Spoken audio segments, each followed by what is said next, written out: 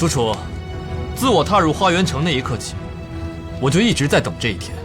你我之间固有一战，认输吧。韩硕，我从未怀疑过你，但你却如此狠心。今日是七夕，你竟在我母亲游街之际将她炸成重伤，点燃狼烟，举兵攻城。还有林七，我身边到底还有多少人命丧你手？不止如此，你从小疼到大的妹妹陈芊芊，也是大婚之夜被我一杯毒酒送上西天。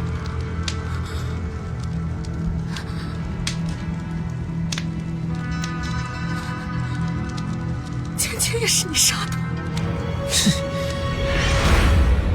韩硕可真是心狠手辣呀！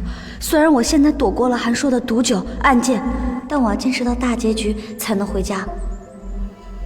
我不能死，我可千万不能死！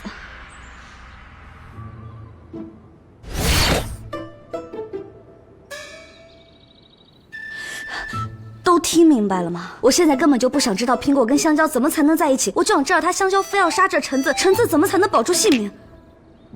三位先生都是说书行业的业界翘楚，你们帮我想想，这故事要怎么编才能保住这橙子啊？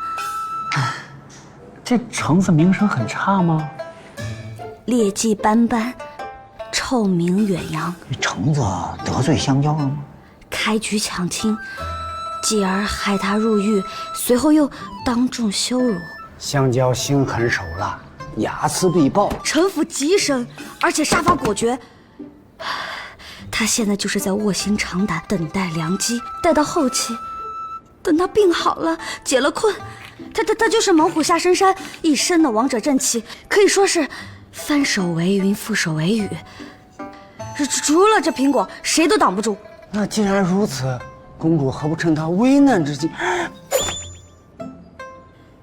你不杀人写不了戏啊！啊，香蕉得留着，后来有用呢。那就用爱来感动他，晓之以情，动之以理，放下屠刀，回头是岸。这我哪会啊？洗白一个人物也得有剧情基础吧，光靠台词怎么够啊？那没辙了。这除去橙子，那是众望所归，大势所趋啊。对呀，三公主，你为何对橙子如此执念呢？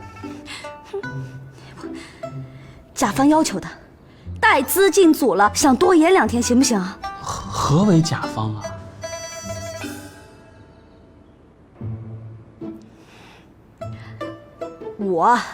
我就是甲方，我命令你们赶紧给我想任何办法保住这颗橙子，明白了吗？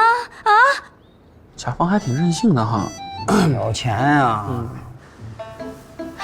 三公主，这橙子总得有点过人之处吧？有钱，权势滔天，可能还有点好看。内在的，机智、聪明、反应快，技能类型的。未卜先知，这算吗？这橙子对整个故事的脉络了如指掌。这香蕉是如何杀了这橙子？香蕉是如何勾搭上苹果？香蕉是如何在暗中运筹帷幄、兴风作浪？他是如何从苹果那里得到良药续命？橙子都知道啊。三公主，这话你怎么不早点说呢？你想想啊，这橙子既然会占卜、善推算，那他一定知道怎么样可以趋利避害、逢凶化吉呀。哎，具体点儿。利用香蕉的破绽，救他，帮他，保护他，获得他的信任，扭转他的印象，降低他的戒心呐。这不就是抱大腿吗？那你该抱还得抱吧？对呀。